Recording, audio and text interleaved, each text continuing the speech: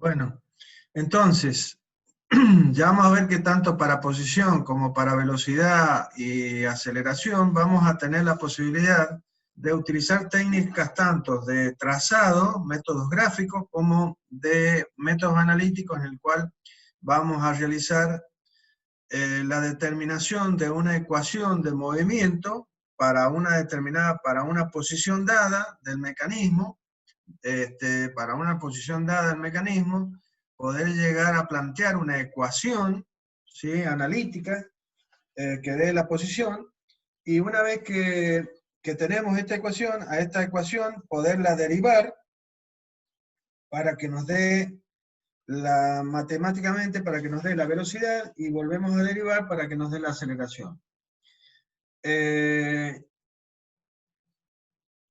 Y resolviendo esta ecuación para las posiciones que nosotros deseemos, que pueden ser 180, lo cual significa hacer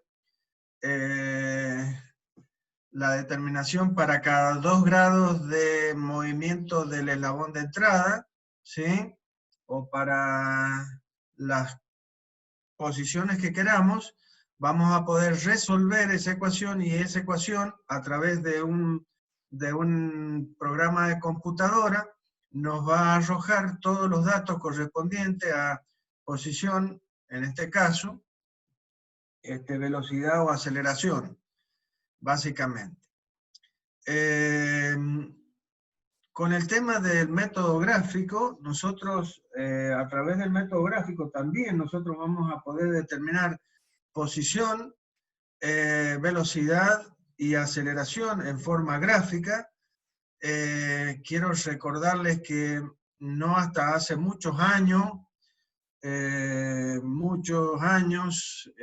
son un chispazo, digamos así, en la vida de la Tierra, pero tal vez para nosotros sea un poquito más, pero no hace muchos años que la resolución tanto de posición como de velocidad y aceleración se hacían a través de los trazados gráficos.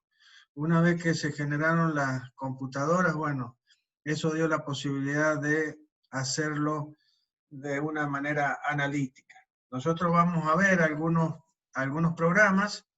El ingeniero Manuel Galdeano le va a mostrar algunos programas que hay, además de los que trae este libro, que nos van a permitir determinar velocidades, aceleraciones de los mecanismos, una vez sintetizados.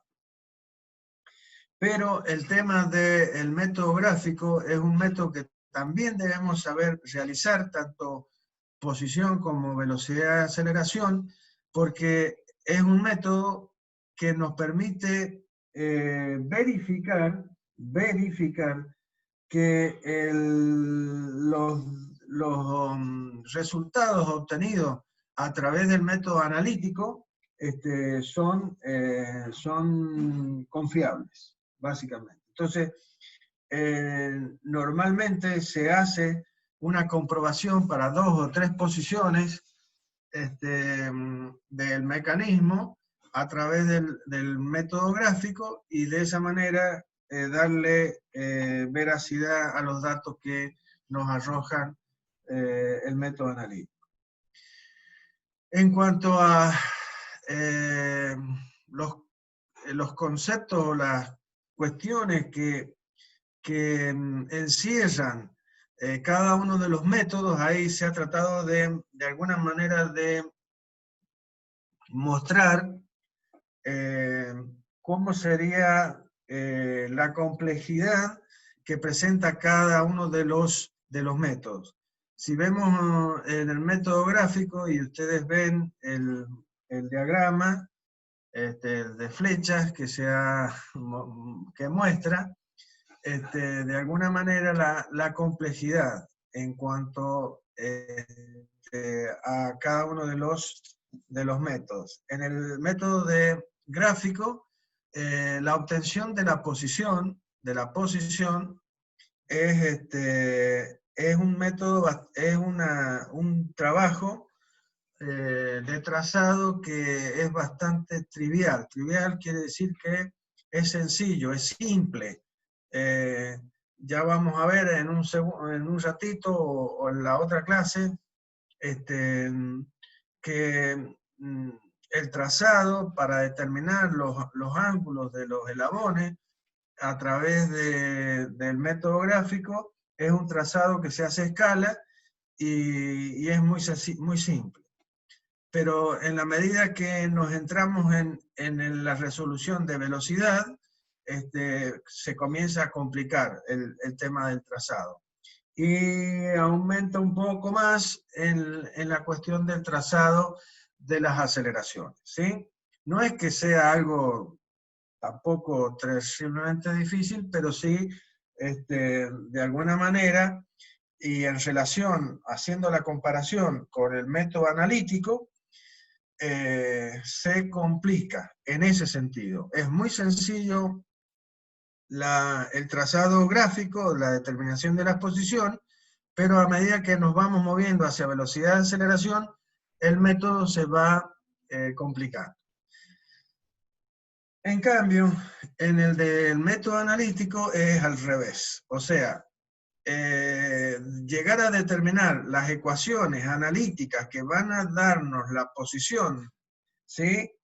De los elementos del mecanismo es una tarea bastante, digamos, complicada, ¿sí? No imposible, pero sí nos da un trabajito.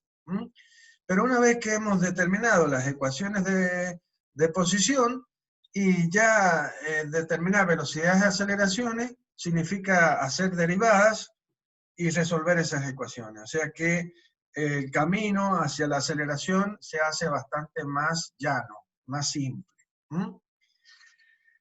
Otra cosa que hay que tener claro es que si nosotros aplicamos el método gráfico, la resolución para una determinada posición de la barra de entrada, que da determinadas posiciones de los eslabones de salida, la determinación de la posición, de la velocidad y de la aceleración para esa posición dada, que es como sacarle una foto al mecanismo en esa posición y determinar velocidad y aceleración para esa posición, no nos sirve para nada para cualquier otra posición. O sea, la determinación hecha para una posición no nos sirve para determinar todos los valores de velocidad y aceleración para otra posición. En cambio, en el método analítico, bueno, esto se da de cajón porque una vez que resolvemos la ecuación y ya tenemos todos los valores correspondientes a todas las posiciones. Bien, con esto he querido de alguna manera mostrarles los pros y los contras y también la importancia de cada uno de los métodos. Ninguno se puede desechar, o sea, los dos son necesarios, básicamente. Y debemos manejarlos. Debemos saber las técnicas para poder utilizarlos. Bien. Voy a saltear un segundo esto.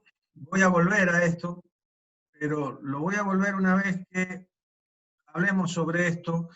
Es básicamente una revisión sobre lo que ya sabemos. O sea, y lo que estoy salteando también es una revisión, es recordarles básicamente conceptos de la materia que ustedes ya han cursado y que nosotros vamos a usar en esta materia, ¿sí? Entonces, vamos a recordar el tema de posición, o sea, cómo yo doy posición, cómo expreso la posición, cómo expreso el desplazamiento en un sistema. Básicamente, ya sea que demos posición, desplazamiento, siempre deberemos hacerlo respecto de un sistema de referencia. Entonces, y los sistemas de referencia van a tener, se los puede clasificar, básicamente. Así, muy en general, puedo decir en absolutos y en locales. Los absolutos también tienen sinónimos como globales, inerciales, ¿sí? Entonces, si yo hablo de un sistema absoluto, estoy hablando, puedo llamarle global o inercial. Y también dentro de estos sistemas absolutos, van a haber unos sistemas que vamos a usar y que vamos a poder denominar como locales, relativos, ay Dios, se me fue. Locales, relativos, bueno, ya se me venía a la cabeza, disculpe. De los que ya les voy a hablar un poquito más en profundidad. Pero para dar la posición de un punto, de un cuerpo, en el plano o en el espacio, nosotros deberemos usar sí o sí los sistemas de referencia. ¿Estamos de acuerdo? Bien. Y dentro de ese sistema, y para referenciarlo a ese punto, en este caso, supongamos, tenemos un punto A que se encuentra en el plano. Acuérdense que nosotros estamos trabajando en el plano, ¿sí? Nuestros mecanismos son planares y nosotros nos movemos en el plano, ¿no? Con todo lo que estamos hablando. Entonces, supongamos que tenemos un punto A que está en el plano, definido por los ejes X, Y de referencia, y yo quiero dar la posición de ese punto en respecto de este sistema de referencia. Entonces, normalmente lo hacemos con un vector de posición. La elección de los ejes de referencia, como siempre lo vamos a decir, será arbitraria y estará definida por nosotros en función de nuestra comodidad, básicamente. Este vector, por estar en el plano, tiene dos atributos, básicamente, es un vector bidimensional y tiene dos atributos que generalmente están expresados a través de la magnitud y la dirección de ese vector.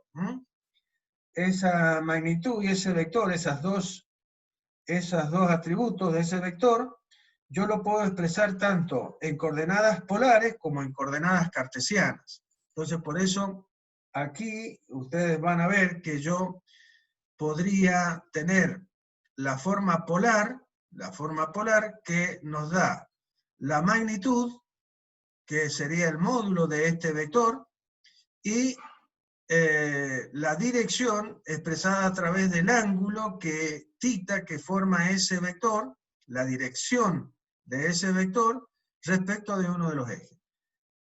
Estoy poniendo énfasis al decir dirección y voy a decir sentido, ¿sí? Que está indicado por esta flechita, porque mucha gente confunde dirección con sentido y no es lo mismo. ¿Estamos de acuerdo?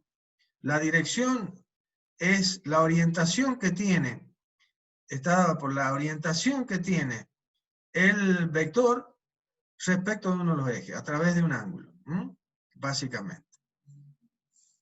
Y el sentido de la flecha o del vector nos va a decir si se mueve, bueno, en un sentido o en el otro.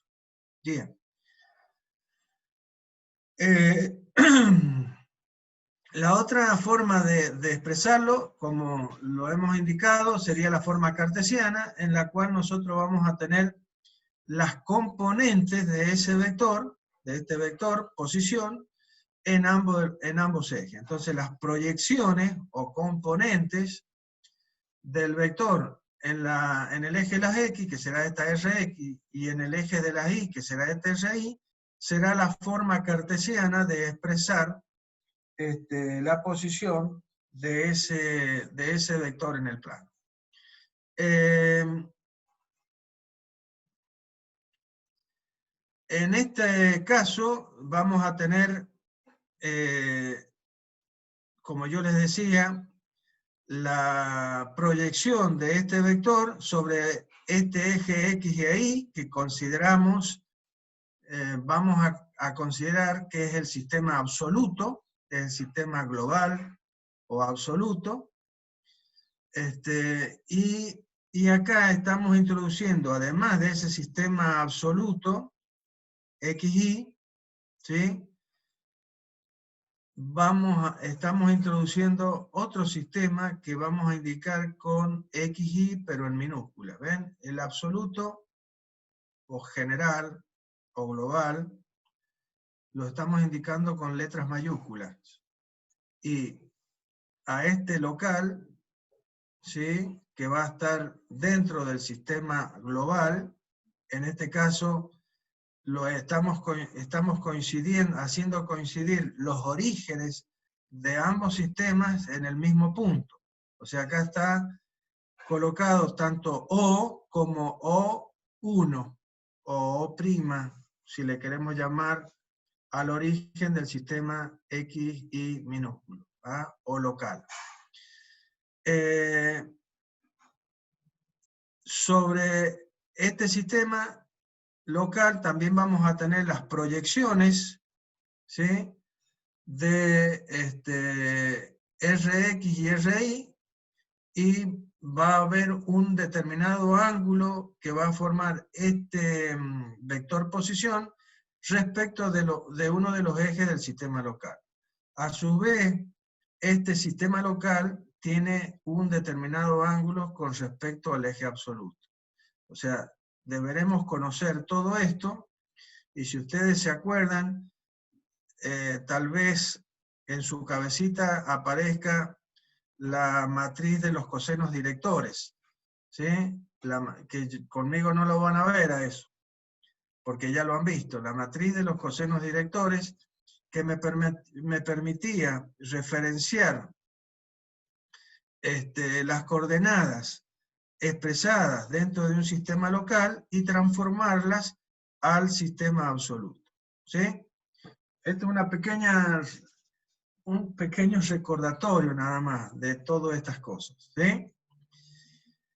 Y que de alguna manera lo vamos a usar a estas cosas en esta materia. Bien, ahora yo puedo, volviendo al tema de la forma de expresar a este vector posición, ya sea en forma polar o ya sea en forma cartesiana, ¿sí? En forma polar a través del módulo del vector y del ángulo que éste forma con respecto a uno de los ejes, y en forma cartesiana en función de las proyecciones o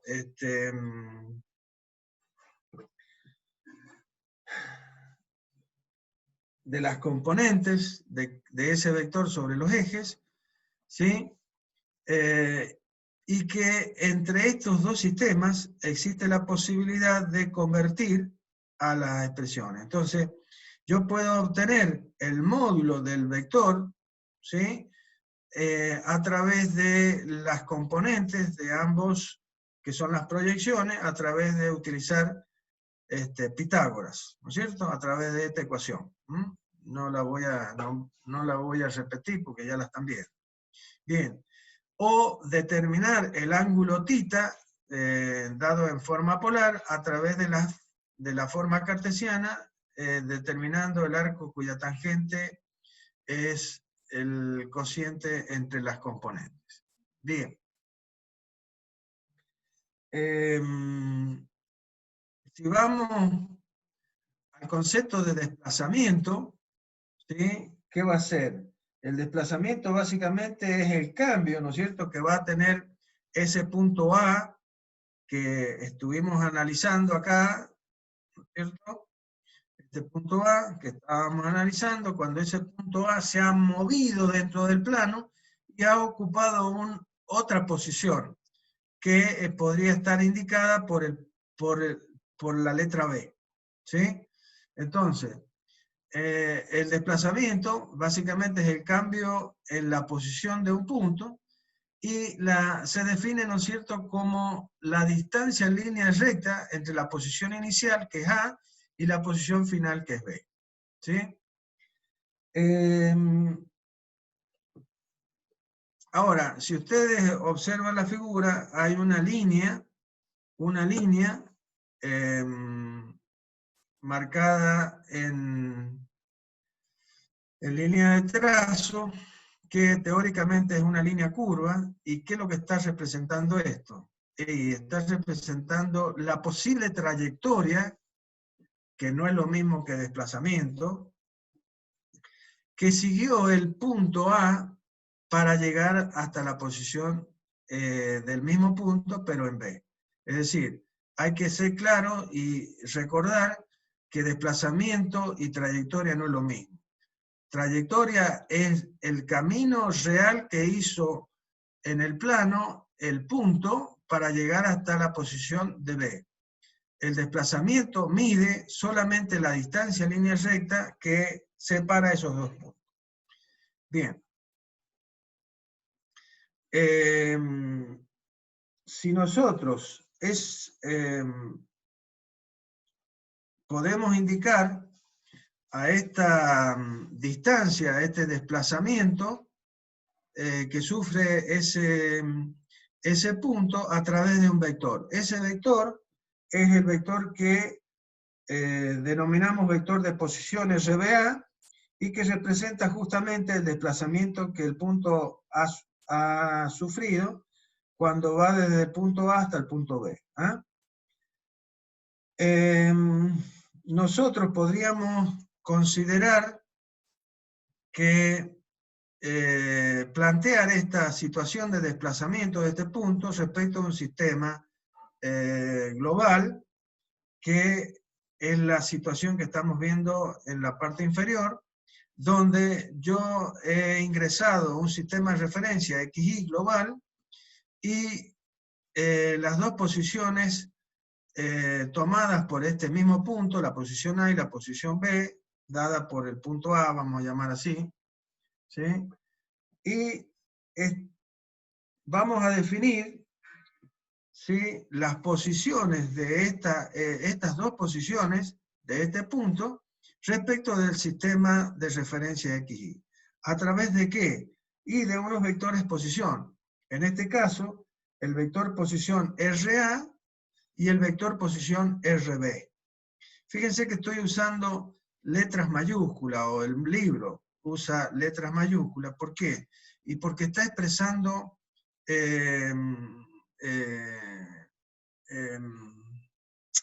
magnitudes que son absolutas. O sea, tanto RA como RB se consideran vectores absolutos, que dan las posiciones absolutas del punto A y del punto B respecto del sistema global XY. ¿Por qué? Porque el sistema XY es un sistema global, es un sistema absoluto, por lo tanto todo lo que se mide respecto de este sistema será absoluto, RA y RB. Bien. Ahora, dentro de este marco de referencia, RBA, como dijimos, va a representar una diferencia de posición, ¿sí?, o desplazamiento entre los puntos, entre las posiciones A y B, ¿sí? Este vector, ¿sí?, este vector de diferencia de posición, RBA, se puede expresar analíticamente a través de los vectores RA y RB, a través de la ecuación que tenemos acá. O sea que RB es B de A, el vector desplazamiento, o vector relativo, vamos a hablar también así, o de diferencia de posición, va a ser va a estar dado por la diferencia entre el vector de posición de la posición B y de la posición A. ¿Sí? Esta ecuación analítica está representada gráficamente a través de este gráfico. O sea que si yo a RB, ¿sí?, al vector RB le resto el valor de RA, o sea, le sumo el vector en sentido contrario al de RA, y la suma de este más este me tiene que dar este vector, que es el desplazamiento, básicamente. Bien, esta es la ecuación de diferencia de posición. Diferencia de posición. ¿Y cómo se va a leer? Se lee de la siguiente manera. La posición de B con respecto a A es igual a la posición absoluta de B menos la posición absoluta de A. ¿Mm? Bien. Como lo dice el párrafo rojo que tenemos acá. ¿Sí?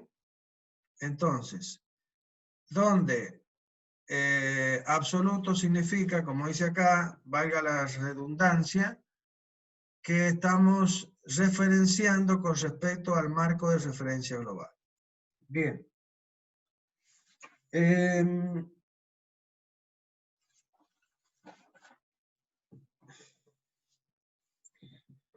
Bien, en este ejemplo que estamos analizando en este momento, ese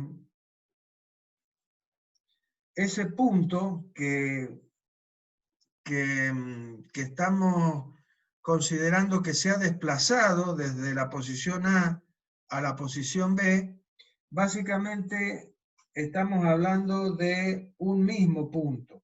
Es un punto que se ha movido a lo largo de ese camino y que ocupa la posición A y la posición B en tiempos diferentes.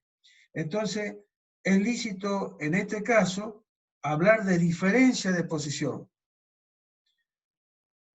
Ahora, podría ser que el punto A y el punto B no sean el mismo punto, sino dos puntos independientes, ¿sí?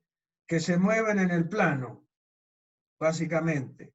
Dos partículas independientes que se mueven dentro del plano correspondiente y en relación con el marco de referencia o sistema de referencia global.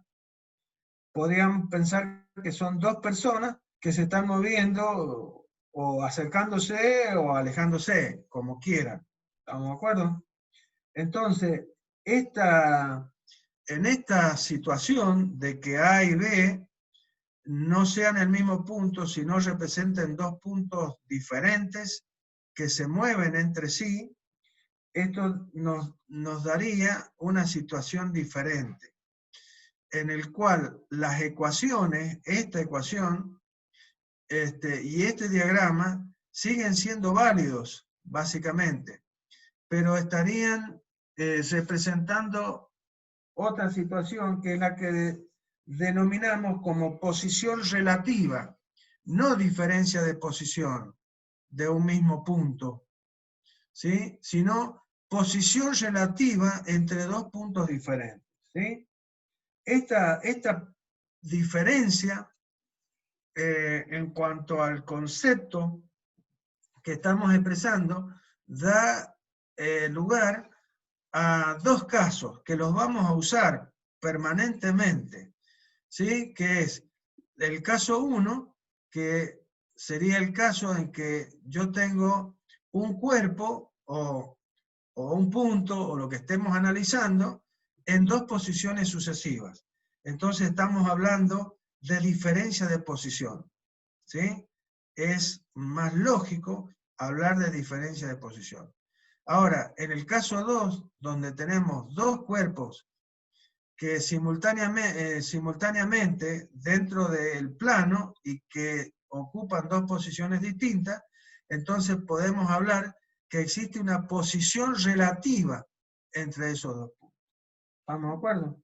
Esto que parece un poco así, que no tiene mucha sustancia o que no nos puede llevar a nada, realmente ya vamos a ver que lo vamos a usar bastante en el caso en que nosotros tengamos dos puntos que estén coexistiendo en un instante y en un instante después cada uno siga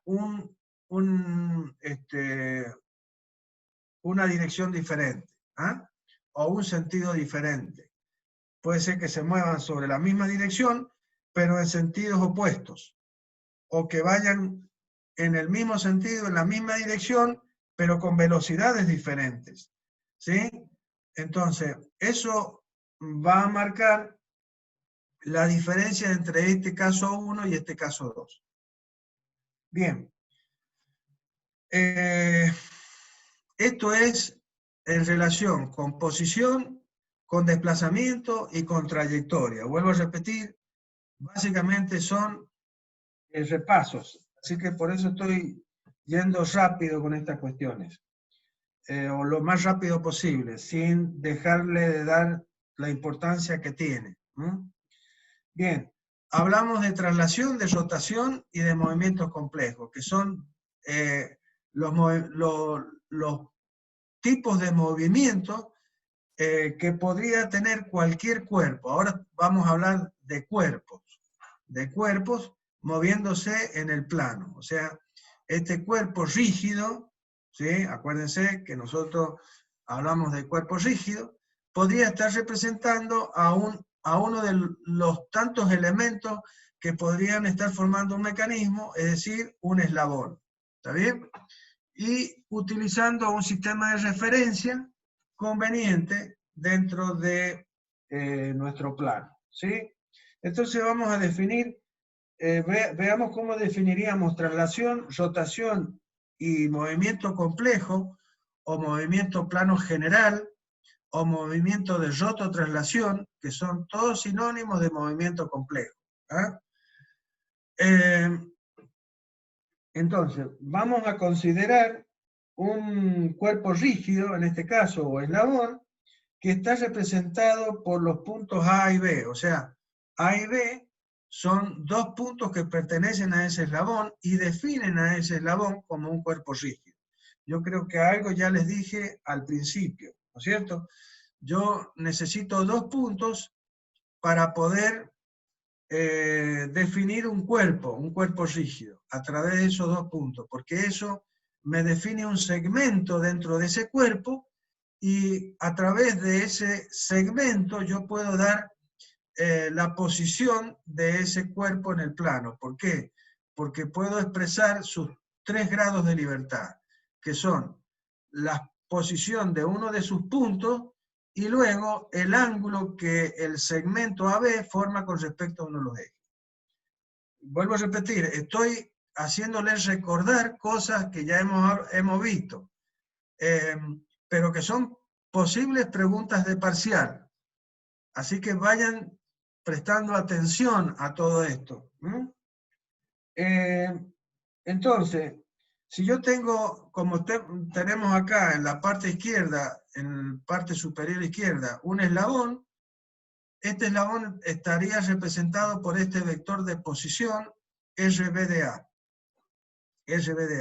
que me define el módulo que tiene entre A y B este eslabón. Y lo hemos elegido de tal manera que el origen del vector posición que representa este eslabón coincide con el origen del sistema absoluto XY. ¿Sí? Luego vemos el mismo eslabón que se ha desplazado, ¿sí? En el plano, puede haber seguido una trayectoria, como ustedes ven, que está representada por la línea de trazo, pero ¿qué es lo que ha sucedido en esta situación? El punto B pasó al punto B a ocupar el punto B' y el punto A pasó a ocupar el punto A'. Pero ¿qué es la característica que representa a esta situación? Y que los vectores que representan el desplazamiento, ¿sí? Que son el RB'V, el RB'V y el RA', son iguales entre sí. Es decir, que los desplazamientos que sufren los diferentes puntos del cuerpo son iguales. Los desplazamientos son iguales. Por lo tanto, podemos decir que una traslación es cuando los movimientos de todos los puntos del cuerpo, ¿sí?, tienen el mismo desplazamiento. No quiere decir que las trayectorias sean lo mismo que los desplazamientos, ya lo dijimos, ¿estamos de acuerdo? Esas trayectorias pueden ser rectas o pueden ser curvilíneas, ¿sí? Eso va a dar como resultado tener una traslación rectilínea o una traslación curvilínea. ¿Qué va a pasar en una traslación rectilínea? Y que la trayectoria y el desplazamiento van a coincidir. En una curvilínea esto no va a suceder. O sea, la trayectoria va a ser una y el desplazamiento va a ser el otro, aunque va a suceder que las trayectorias van a ser paralelas entre sí. Fíjense que siempre la trayectoria va a ser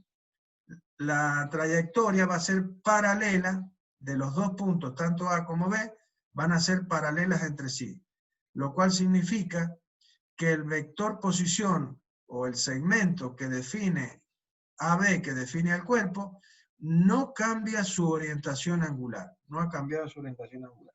Bueno, todo lo que he dicho está expresado acá al costado, ¿sí? Básicamente. Bien. Si nosotros tenemos una rotación, esto sería una traslación pura. Una traslación pura, una rotación pura sería el hecho de que este mismo cuerpo rota respecto de su centro A un determinado ángulo. ¿Qué va a pasar con esta rotación? Y que, fíjense, ¿cuál es el vector que define el desplazamiento acá? Es el RB', que es este valor que tenemos acá.